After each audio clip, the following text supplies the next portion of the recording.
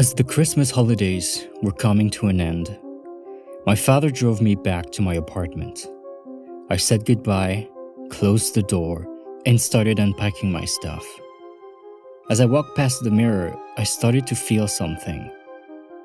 I had to look at myself. I could see something was happening. I could brush it off and keep going about my day. I didn't. I let it flow, and soon I was crying. I sat down on my bed, overflown with emotion. I was trying to understand what was happening.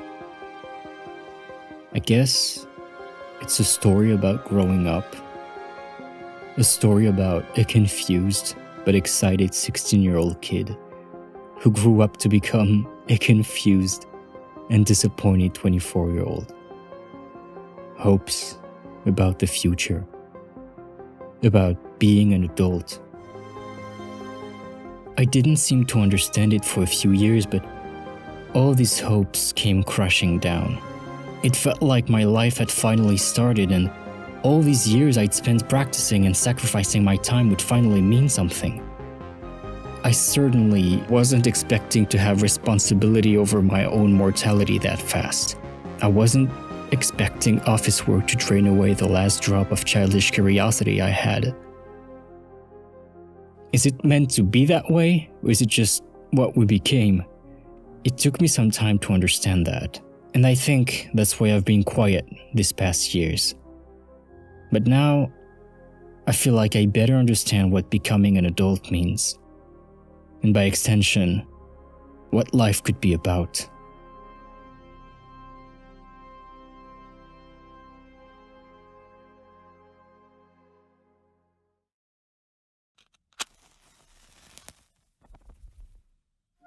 I think at some point during our teenage years, a fire kindles inside of us.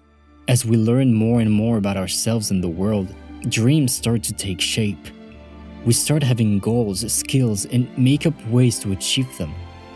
The fantasy of a bright future is born. For now, it's only in our head, but we're confident we'll make it. We don't necessarily know how or when, and it's fine because we're still young and we have so much to learn. Things will keep moving forward as long as we're motivated, and it does feel like our motivation will never fade. I was creating a lot of different things at that time, and I could see I was getting better and better. It wasn't easy, but at least it was fruitful. Sometimes I'd fall down, but I'd get back up again soon after. I kept pushing and falling and getting back up, failing to meet my own expectations, feeling like I'd failed most of my projects, but eventually coming to terms with what they ended up becoming. Thinking back to this era, I'm almost inspired by the tenacity of this kid, and I guess it means I've grown distant from who I was. Years after I'd started, my goals were still far away. I was more aware of what it meant to achieve them, and it was painful to accept. As doubt and anxiety were taking over, and not just about my own abilities, but also about the world. The feeling, that hope, that fire was beginning to lose its warmth.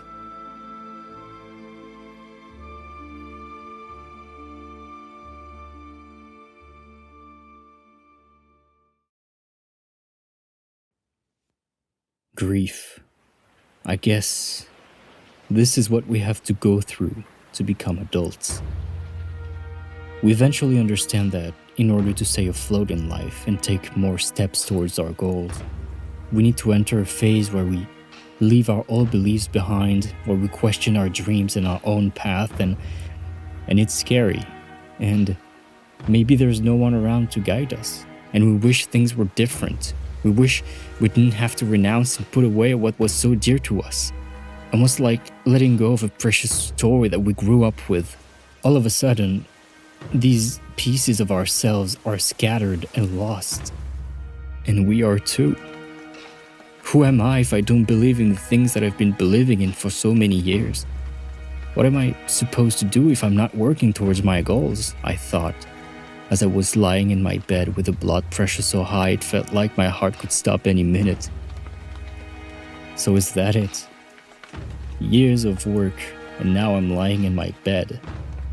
Maybe I won't be able to keep working from now on. Maybe it was my fault. Maybe I shouldn't have believed in this future to begin with. Maybe I shouldn't have tried. But how could I have not been affected? How motivating it is to both see a fictional character live this life and experience a piece of media communicating these feelings. But I'm not a main character in the story. Is it their fault for making me believe that life would go this way? I felt like I'd been lied to. I used to believe effort would mean success. And maybe I should just shut up and be grateful for what I have and how lucky I am that this is the only worry I have.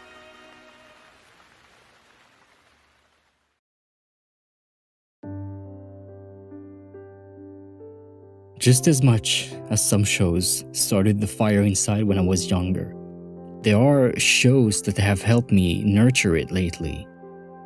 I've cried, and not just because they were sad or beautiful, but also because I could see myself in these characters.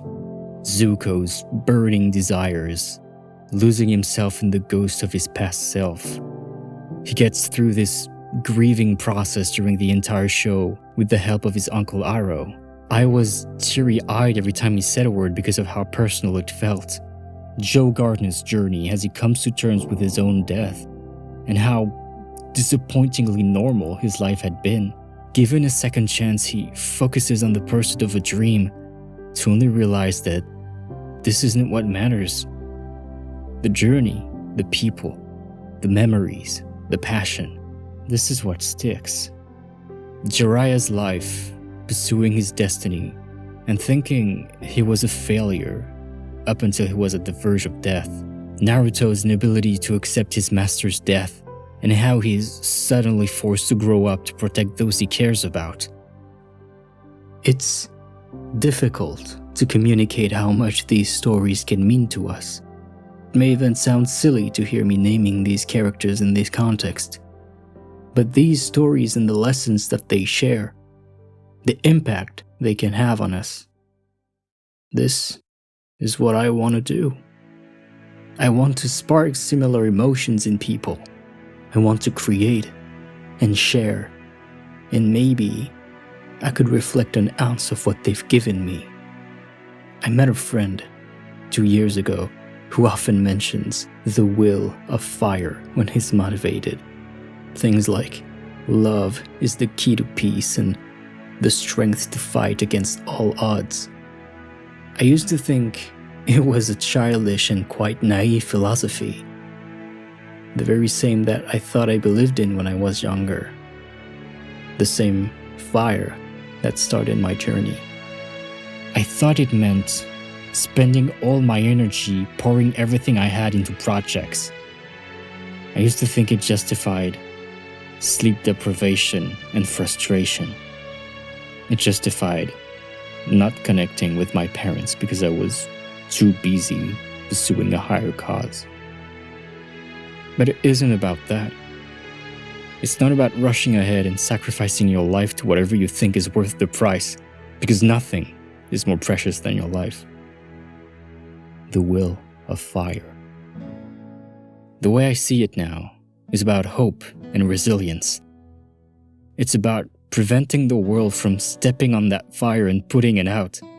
Over the course of a lifetime, the flame flickers and varies in intensity. Sometimes bright and beautiful, sometimes quiet and dull. But it keeps on dancing as long as we have the strength to nurture it. It's not about getting the brightest flame, it's just about preventing life from extinguishing it, because that's just what life does. Becoming an adult is being aware of that. Aware that life won't go as planned, that it's disappointing, that it doesn't care about you or your dreams. It's finding the childish and naive strength to fight against all odds, to keep pushing for the things that we believe in, even if all seems set in stone. It's about the strength to wake up every morning, the strength to find beauty in the small things when the world has never felt more uncertain, the strength to put in the work needed for the future we've been dreaming of, the same future that we were so eager to discover when we were younger. In a life where arbitrary processes drain away our time, energy, and attention, I see that we're not living in that future yet, and I don't know if we'll ever be. But all I know is the day we lose that fire within us, that's when it consumes everything around. There's nothing more dangerous than someone who's lost all hope for the future. So we have to keep at it, step by step, even when the world crushes our hopes, whether it be society, governments, the state of the planet, or our job, our health, our own limited abilities and impact on the world, for the ones and the things that we love. We've got to keep the fire going. We've got to make the world an exciting place for ourselves and for the ones that come after. So let's stick together and keep the place warm and cozy for as long as we can.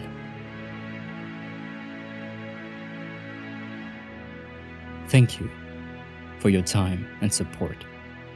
This was the most personal video I've done. All my fears and hopes were put into it.